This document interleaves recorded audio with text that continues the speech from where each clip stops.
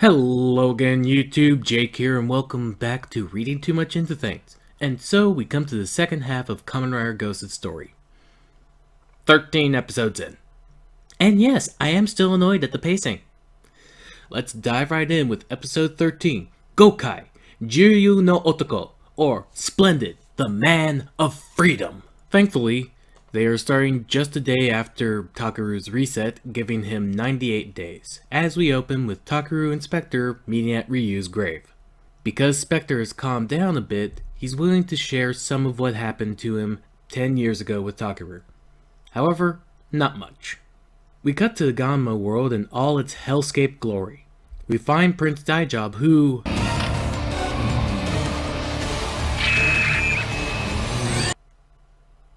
Oh hey, the Ganma for episode 1. Seems this is thanks to Mystery Hat's research that the Ganma can do this alone now.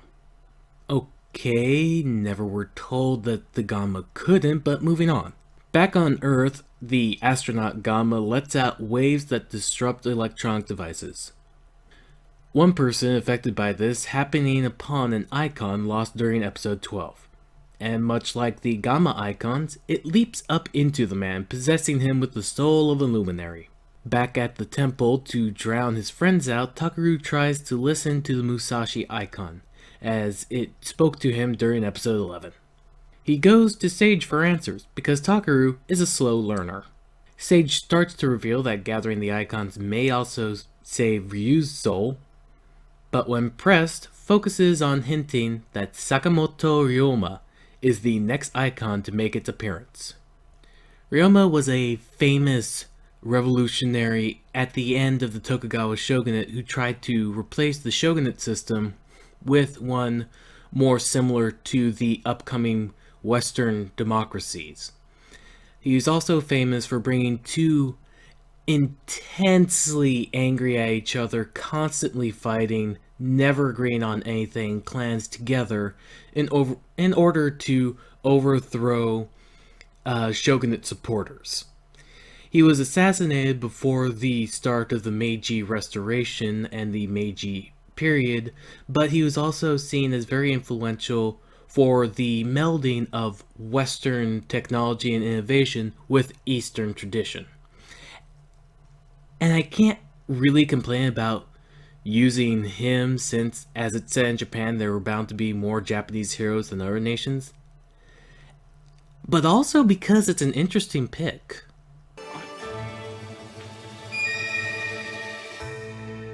A better Japan by forcefully overthrowing its ruler.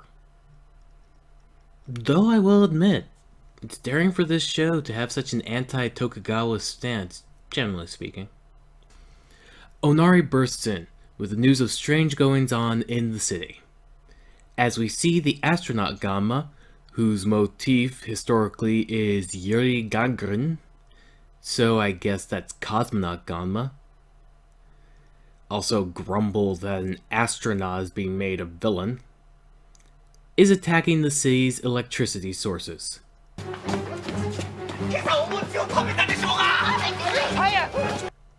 Okay, one, asking a woman if the reason she's heavy is because she has eaten isn't funny. 2, is this a running gag with Akari? That when she gets hurt, unlike most action show characters or even Onari, she doesn't just shrug it off and end up needing real time to heal?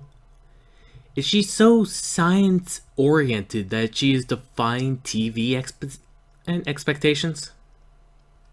The gang finds Ryoma, possessing the man, giving free speeches for those who would listen. Thinking he's possessed by a Ganma, Takeru tries to get the crowd away and thinks he can engage him in combat. He is then flipped onto his ass. Learning who the man is possessed by, Takeru asks, overly politely, to connect with his soul. Ryoma takes this as something sexual. However, it turns out he does know what Takeru means, and he lays out his condition. Much like how Ryoma formed a seemingly impossible alliance, his icon will only team up with Takeru if he shows he's able to form such an alliance himself. However, Due to the phones acting weirdly, they realize there is a Gamma nearby, and, calling on the mascot, head out to find it. We cut to the roof where the Gamma is, and Takaru is attacked by the Kojiro Gamma. Not surprisingly, he engages the two. However, also not surprisingly, 2 at once is tougher than it sounds, and he needs help. And thankfully, Spectre is there to step in. Eventually, Takaru corners the Kojiro Gamma. However, his and Spectre's attacks are blocked by the Yuri Gamma, creating a force field, allowing the two to escape. The Ryoma-possessed man returns, offering more information on the tasks he wants Takaru to do, namely to help the man he's possessing form the impossible alliance. Also, Takaru flickers. Cutting to several minutes later, the possessed man, back in control of his body, is having a hard time believing Takaru's story until he completely believes him cause he's a Ryoma fanboy. There's a shock. 私の夢ですか? それは宇宙です. 宇宙? 人工衛星ってちょっと地味に聞こえるかもしれませんが、とんでもない。 Why? Space is awesome. Going to space is awesome. Making satellites is awesome.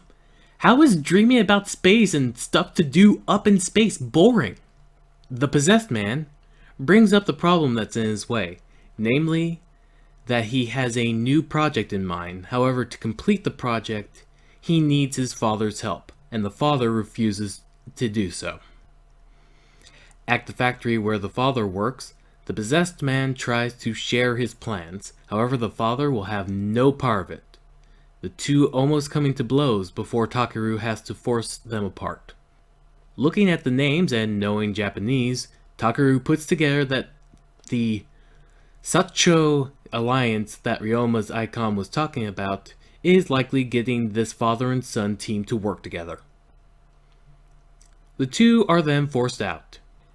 And while complaining about how a Gamma possibly could attack, a Gamma attacks. He at once takes out his father Boost icon out and engages the Gamma. It seems this time the Gamma has powered up, gaining a swallow counter, which, of course, gives him wings. What? Onari shows up for no real reason and tosses him the Goemon icon. And for the first time we get to see Takaru's Goemon form. Albeit with his black and red boost form, which makes horrible clashing colors with the glow-in-the-dark yellow. Does he have a non-boost Goemon form? Who knows?